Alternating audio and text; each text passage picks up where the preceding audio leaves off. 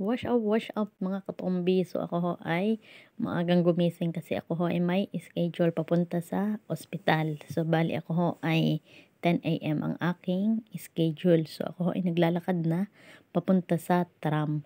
Ay solo lang ho at ang akin ho mga girlfriend ay may trabaho at ang aking mga kapatid ay may trabaho. So ako naman ho ay kaya ko naman ho mag-travel. Wag lang magbubuhat. So super lamig na ho dito. Although hindi pa naman talaga ganun ka-winter at autumn pala ang sa December pa ho talaga ang pinaka-winter. Ay grabe na ho talaga ang lamig. Super super lamig na. So yun. And then tayo ay sasakay na ho ng tram ako. Yan. Yan ho ang tram ang tawag ho dito. Dito naman ho kasi maraming transportation na pwede nyo sakyan. So basta may Navigo Pass kayo, unlimited na ho yun. Good for 1 month. Basta luludan nyo ha.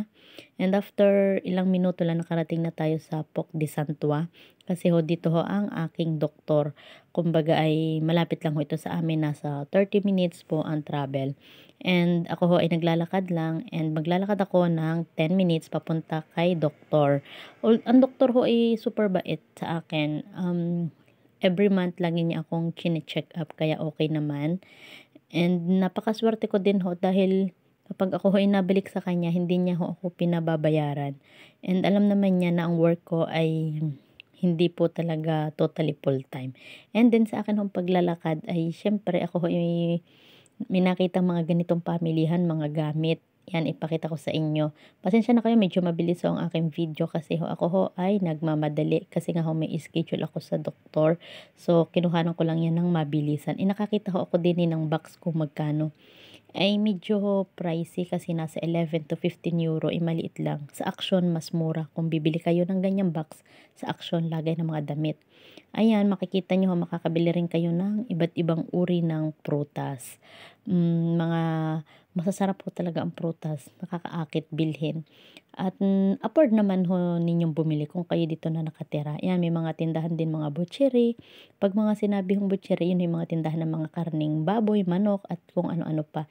Yan naman ho isdaan, yan. Makakabili kayo ng mga seafoods. And dito ho sa kabila ay makakabili naman kayo ng mga fresh na bulaklak. Mga mura lang din ho ang bulaklak. May 5 euro, 7, 3, 4. It depends upon na kung anong hitsura ng flower ang bibilhin ho ninyo. Hindi naman ganun ka-pricey. So, ayan, tindahan uli ng mga karning, manok, baboy, baka, at kung ano-ano pa. And dito, meron ho sa dulo na tindahan uli ng prutas.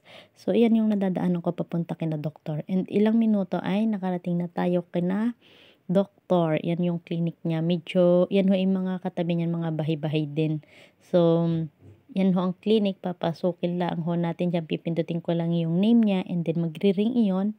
And pagkatapos ay bubuksan na ni doktor. So, ayun lang. And after ilang minuto ay dumaan muna pala ako ng pharmacy pagkatapos ko kay doktor kasi nga ho, bumili ako ng medicine na inireseta uli niya sa akin. A few moments later. So, nandito na ako mga katumbit sa bahay at alam niyo ho, kakagaling ko lang ho sa ospital nga. And syempre kumain muna ako and pagkatapos ho ay ako ho ay bumili ng gamot. Tapos yun na ho, ang sabi ho ng doktor sa akin ay kailangan ko talaga ng health insurance. So as of now, hindi pa rin ho ako nakakakuha ng health insurance at hindi pa rin ho dumarating.